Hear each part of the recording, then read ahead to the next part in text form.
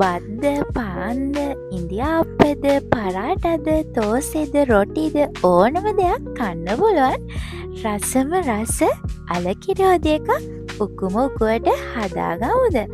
එන්නකො එහෙනම් හදන විදිය මම ඔයාලට කියලා දෙන්න. ඉතින් මුලින්ම මම මේකට අලගෙඩි ටිකක් අරගෙන ඒක හොඳින් සෝදලා අලගෙඩි ටික හොඳින් තම්බගෙන මුලින්ම පොතු ඇර ගන්නවා. ඉතින් මෙහෙම අර තම්බලා කිරි හොද්ද හැදුවමත් ඒක හුඟක් රසයි. ඊළඟට මම මේකට පොඩියට කපාගත්තු ලූණු ටිකක්, සුදු ලූණු ටිකක්, උම්බල කඩ ටිකක්, කුරුඳු, කරපිංචා, රම්පේ, අමු මිරිස්, තක්කාලි, උළුහාල්, ලුණු කුඩු, අමුතුන පහ, කහ, අබ පේස්ට් එකෙන් ටිකක් එකතු කරගෙන තියෙනවා.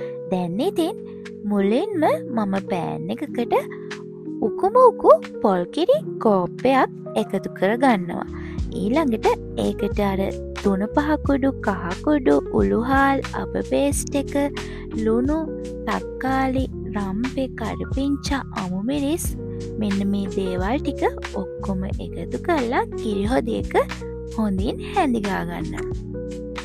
ඊළඟට හොඳින් තම්බලා පොතු ඇරගත්තු අල ටික මේ කිරි හොදියකට එකතු කරලා නොනවත්තාම මේක හැඳිගා ගන්න ඕන. මොකද මේක නොනවත්තාම හැඳි ගෑවෙන්නේ නැතුව නොතින් කිරි හොදියක කැටි ගැහෙන්න බලනවා. මේ විදියට ඔයා විනාඩි 20ක් 25ක් විතර හොඳින් හැඳිගා ගන්න. ඊළඟට හොඳින් තැම්බිච්ච අල කෑලි 3ක් 4ක් වෙනම භාජනයකට වෙන් කරලා අරගෙන අපි ඒ අල කෑලි 3-4 හොඳින් චොප් කරගන්න ඕනි. මේ විදියට හොඳින් චොප් කරලා ඊට පස්සේ අල කිරි හොදියකට මේක එකතු කරගන්න ඕන. ඉතින් මේක පොඩි ටිප්ස් එකක්. මේ විදියට කරාට පස්සේ අල කිරි හොදියකට හොඳ තික් එකක් ලබා ගන්න පුළුවන් වෙනවා.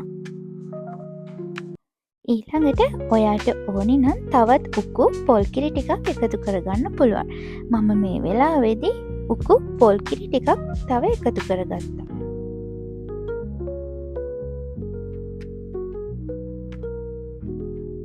මේ වෙලාවේදී ඔයාට අවශ්‍යයි නම් විතරක් මේකට තව තක්කාලි ගෙඩියක් විතර එකතු කරගන්න.